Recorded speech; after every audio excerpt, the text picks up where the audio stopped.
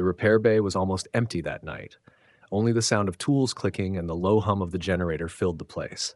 Daniel, a human engineer, bent over a broken console. His hands were covered with grease, his face tired, but his focus sharp. The rest of the crew had gone for food, leaving him alone. He liked the quiet. He liked machines more than people. Machines never lied, never confused him. But then he heard footsteps. Not the heavy steps of armored guards, not the light shuffle of workers. These steps were calm, steady, too soft to be normal. He turned his head slowly, his heart skipping. In the dim light, a figure entered the bay. A tall girl, part flesh, part metal, with eyes that glowed faint blue. Her long hair fell like silver wires, moving gently as if alive. Parts of her face looked human, soft and almost beautiful, but the left side was marked with smooth steel, lines of circuits glowing under the skin. Daniel stood frozen. He had seen cyborgs before, but none like this one. She looked too perfect, too personal. The girl walked closer, and her lips curved slightly, almost like a smile, but not quite. Her voice came out soft, half robotic, half human. "You are my husband," she said. The words hit him harder than a laser shot. Daniel blinked, staring. His hand slipped from the console, tools falling to the floor with a sharp clang. What did you just say?" His voice cracked. "You are my husband." She repeated calmly, as if it was not strange at all. "I am your wife." Daniel's heart thudded painfully. He tried to laugh, but no sound came. He looked around, expecting someone to jump out, maybe a cruel joke from his crew. But no one came. The bay was silent, only the hum of machines and the strange girl's glowing eyes. "I don't even know you," Daniel said, taking a step back. Her head tilted, the circuits on her neck glowing brighter. "You know me?" she whispered. "Your memory does not." His skin crawled. The way she looked at him was not cold, not mechanical. It was almost tender, filled with something human, something that scared him more than her metal skin. Daniel shook his head. "No, you're mistaken. I've never seen you before in my life." She took another step closer, the light reflected off her steel cheek. "You saved me once," she said softly, "and you gave me a promise." The words twisted inside him. A memory tried to rise but slipped away like smoke. His head hurt. He pressed his fingers against his temple, eyes narrowing. "This is crazy," he muttered. "Not crazy," she said. Truth. He could smell her now, faintly. Not oil, not metal. Something warm like rain on stone. His chest tightened. He wanted to run, but his legs would not move. "Who are you?" he demanded, louder now, his fear covered by anger. Her eyes glowed deeper. "My name is Lyra," she said. "You're chosen." Daniel almost laughed, but the sound turned into a shaky breath. "Chosen? By who? I don't remember choosing anyone." Her hand lifted slowly, metal fingers opening. She did not touch him, only held her palm out like an invitation. The air between them felt heavy. "You were mine before the council took your memory," Lyra said. His chest burned. His mind screamed to deny it, but deep inside something stirred. A shadow of a voice, a flash of silver hair, a hand reaching. He gasped and stepped back quickly, shaking his head. "No, no, that's impossible. I would remember something like that." Her glowing eyes softened. "They made sure you would not." Daniel's breath came fast now. He looked at her, at the perfect mix of machine and flesh, and he felt torn. Logic told him she was lying, maybe trying to trap him, maybe programmed with false memories. But his heart whispered a different story. "You're wrong," he said, though his voice lacked strength. "I don't know you. I don't know anything about you." Lyra lowered her hand but did not step away. Instead, she looked at him with a strange sadness, something no machine should have. "Then let me remind you," she whispered. The lights in the bay flickered as if reacting to her presence. Daniel's pulse raced. He felt the air thicken, the silence between them growing louder than any alarm. His world, once simple and mechanical, was cracking open. He stood there, trapped between fear and curiosity, not knowing if the girl before him was an enemy, a stranger, or something far more dangerous, someone who truly belonged to him. Daniel could not sleep that night. The words of the cyborg girl echoed in his head again and again. "You are my husband." He lay on his bunk staring at the ceiling of the quarters, listening to the faint hum of the station's engines. Every time he closed his eyes, he saw her face, half human, half steel, yet filled with something that felt painfully real. He told himself it was nonsense, some trick, maybe a glitch in her programming. But his chest felt heavy, as if a missing piece of his life was pulling at him.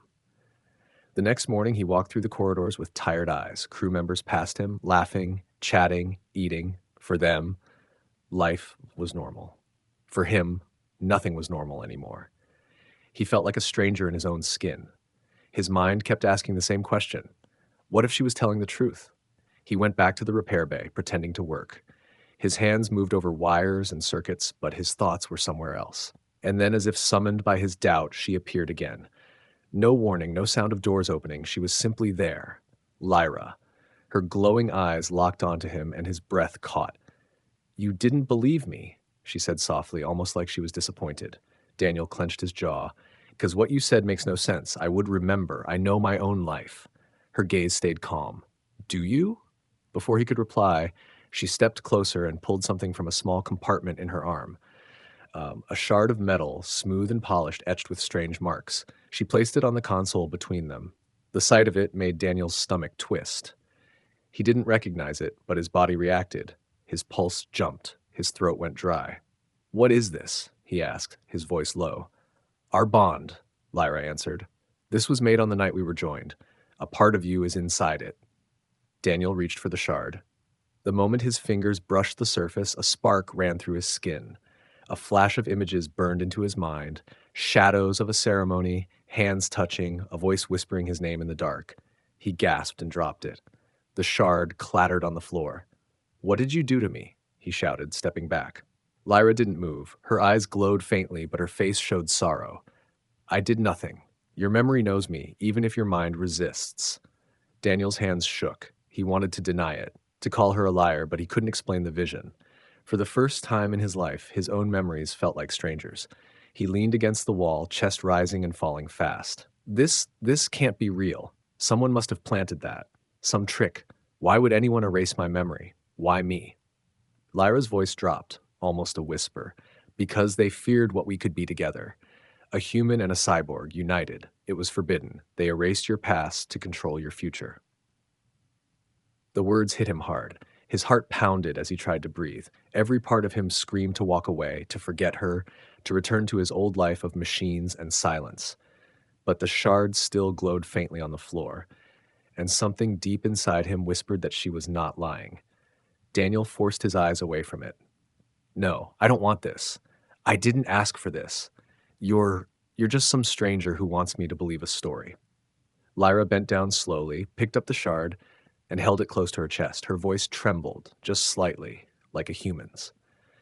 "If I am a stranger, why does your heart race every time you look at me?" Daniel had no answer. The silence pressed in on him like a weight. He wanted to scream at her, to demand proof, but at the same time, he wanted to know more. And that desire terrified him more than anything else. Daniel sat alone in the corner of the observation deck, the stars stretching endlessly outside the glass. He hoped the silence of space would calm his mind, but it didn't. His heart still carried the echo of that strange shard, the flash of memories that didn't belong to him, yet felt like they did. He rubbed his temples, trying to convince himself it was just a trick. But when he closed his eyes, he saw her again.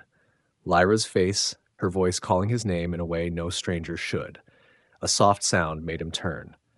She was there again, standing in the dim glow, as if the shadows welcomed her. She walked closer, her steps light, her presence impossible to ignore. Daniel clenched his fists, ready to demand answers, but Lyra lifted her arm before he could speak. The metal surface of her skin shifted, revealing hidden marks etched along her frame, patterns that pulsed with a faint blue light. "These were carved the day of our bond," she said quietly.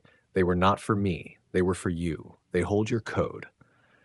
Daniel's breath caught.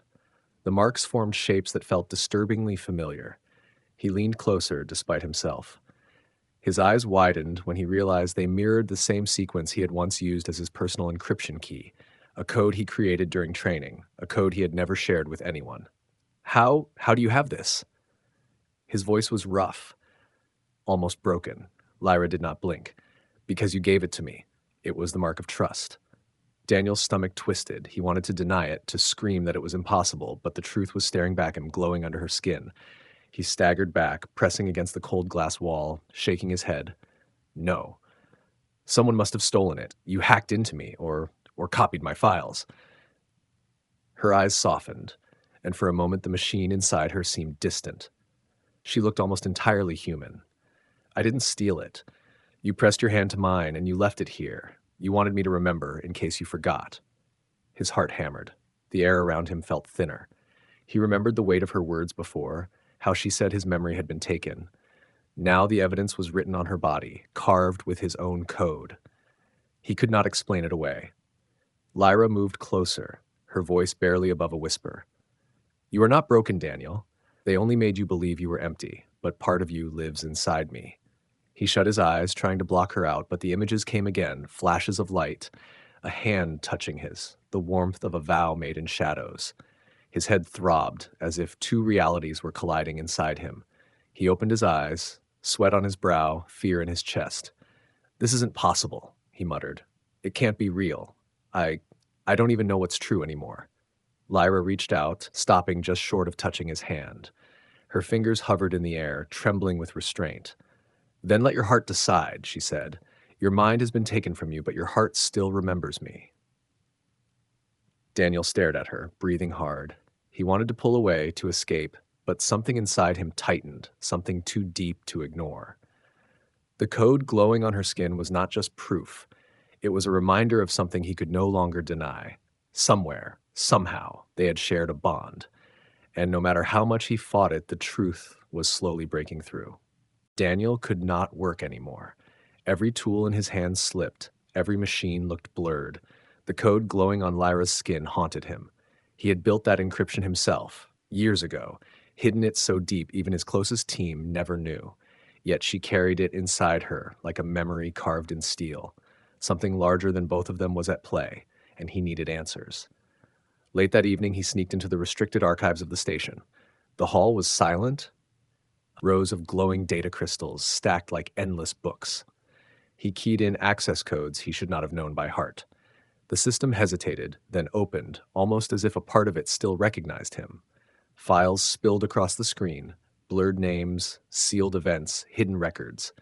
As he searched, a whisper of movement behind him made him freeze. Lyra stepped out of the shadows, her face calm but her eyes sharp.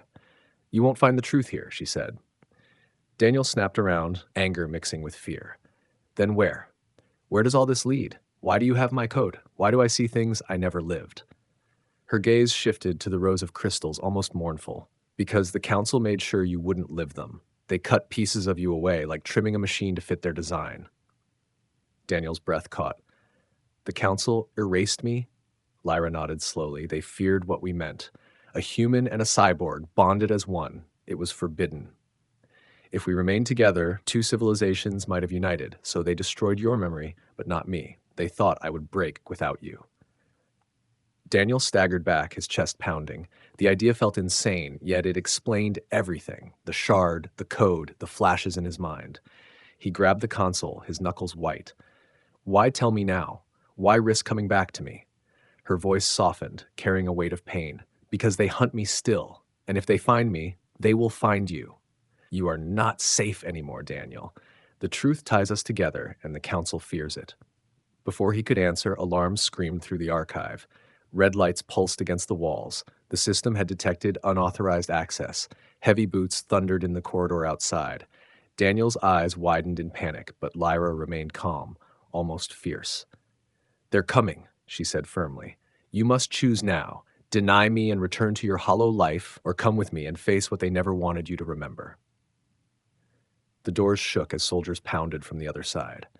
Daniel's throat tightened. He stared at Lyra, torn between the life he knew and the one hidden from him. The walls felt like they were closing in, the truth pressing too hard to ignore. And in that moment, for the first time, he realized his fear was not of her. It was of himself, and what he might discover if he followed her. The doors burst open in a storm of red light and armored figures. Blasters raised, voices shouted commands, and the archive filled with chaos. Daniel's heart slammed in his chest, but before he could move, Lyra pulled him by the arm and dragged him behind the shelves.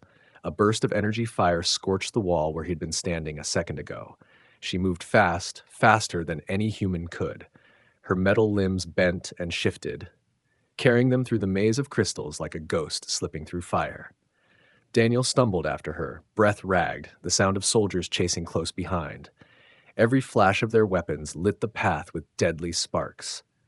"Keep moving," Lyra ordered, her voice sharp but steady. She blasted open a service hatch with a strike of her arm, pulling him through before the soldiers caught up. They crawled into a narrow tunnel, the walls hot from nearby energy lines. The air was thin and smelled of burned metal. Daniel's palms scraped against the surface, but he followed, his only thought to survive. When they dropped into another chamber, alarms still echoed above. Lyra's eyes glowed brighter as she scanned the area. She grabbed a fallen weapon, pressed it into his hands. "You'll need it." Daniel shook his head. "I don't fight. I fix things." "You fight now," she said firmly, her gaze locking onto his. "Because if you don't, you die. And if you die, I die too." The weight of the weapon trembled in his grip. He didn't want it, but her words burned into him. He had no choice. The sound of boots thundered closer. Soldiers dropped into the chamber from the upper hatch, rifles glowing. Lyra moved like lightning, her arms transforming into bladed edges that cut through the first wave. Sparks flew as metal clashed against armor. Daniel fired blindly, the weapon kicking in his hands, the recoil jarring his shoulder. To his shock, one soldier fell. His stomach twisted, but there was no time to think. They ran again through winding maintenance shafts until the noise of pursuit grew distant. Finally, they emerged into a docking bay, dark and half abandoned. Old cargo ships rested in silence, their hulls coated with dust. Lyra pulled him toward one of them, her movements urgent. "They'll be back," she warned. "We can't stay here. We have to leave the station." Daniel froze at the foot of the ship's ramp, his chest heaving. "Leave? Just like that? Everything I've built, my life, gone?" Lyra turned to him, her voice softening. "You've already lost it. They took it from you long ago. This is the only way to get it back."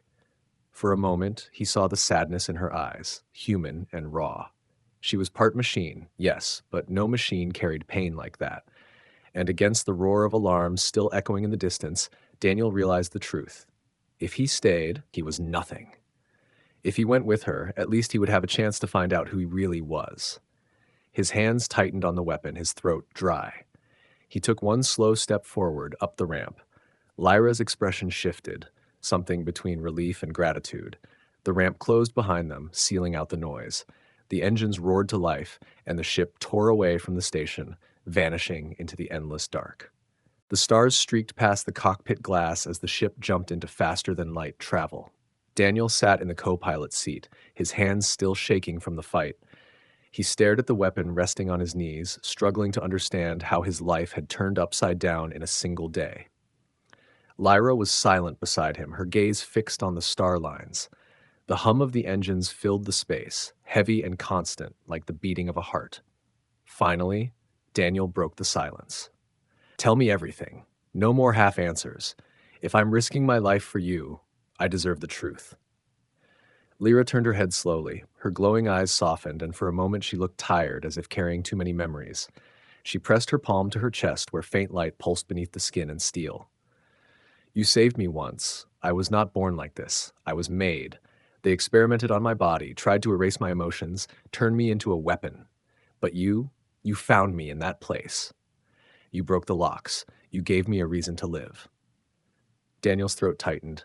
A flicker of images passed in his mind again. Shadows of a lab, a hand reaching through glass, a promise spoken in the dark. He clenched the edge of the seat. "If I did all that, why don't I remember?" "Because they feared you would return for me," she whispered. "They erased you, so the bond would die. But I carried the pieces inside me, the shard, your code, your promise. They couldn't take those away." Her voice trembled, no longer robotic. Daniel stared at her, the weight of her words sinking deep. A war raged inside him. Part of him wanted to believe, to reach for that missing piece of himself. But another part screamed that it was too dangerous, too impossible. He leaned forward, his face tense. "What was the promise?" Lyra's lips curved in the faintest, saddest smile. "That you would never leave me alone, that no matter what they did, we would find each other again." The words struck him like a blade. His chest ached with something he couldn't name. He looked away, fighting the heat rising behind his eyes. "That doesn't sound like me," he muttered, though his voice lacked strength. She reached across the console, her hand hovering close to his but not touching. It was you, she said firmly. Even if they broke your memory, they could not erase your heart. And I feel it now. You may deny me with your mouth, but not with your eyes. Daniel turned back, and for the first time, he truly met her gaze. The faint blue glow reflected against the glass of the cockpit, painting her as both human and machine, fragile and powerful. His pulse quickened, and he hated himself for it. Why me? He asked in a whisper. Out of everyone in the galaxy, why did you choose me? Lyra's voice softened to almost nothing. Because when I was nothing, you looked at me like I was someone. Silence hung heavy between them. The stars kept racing past, but Daniel no longer saw them. All he saw was the girl beside him, half metal, half flesh, carrying the weight of a bond he could not remember but could no longer ignore. The ship shuddered as it dropped out of faster-than-light travel. A massive structure filled the view ahead, a floating citadel of steel and light, the heart of the alien council. Daniel's stomach twisted as alarms inside the cockpit warned of incoming scans. They had been found. Lyra's hands tightened on the controls, her face hard but her eyes uncertain. Once we cross that barrier, there is no turning back, she said. Daniel swallowed, staring at the towering fortress. His whole body trembled, not from fear of death, but from fear of the truth waiting inside. He remembered fragments now, touches, whispers, a promise made in a hidden place. The more he tried to push it away, the stronger it returned, demanding to be acknowledged. They landed in the council's docking bay. Armed guards surrounded the ship before the ramp even lowered. Daniel's pulse hammered as he stepped down beside Lyra. They were marched into a grand chamber where the council sat high above, cloaked in shadows, their voices sharp and cold. You should not exist together, one of them declared. A human and a cyborg. This bond threatens the balance of power. Lyra stood tall, though Daniel could see the strain in her body. You destroyed him once, she said. You erased what we were, but you cannot erase us again. The council's gaze turned to Daniel. Speak, human. Do you deny her? If you do, you may return to your life. Forget her forever. But if you claim her, you will share her fate, exile and death. The chamber grew silent. Daniel's hands shook. His throat felt dry. He could have lied. He could have saved himself. But when he looked at Lyra, when he saw the fire in her eyes, the brokenness stitched together with steel and hope, he knew the choice had already been made long before this moment. He stepped forward, voice steady despite his fear.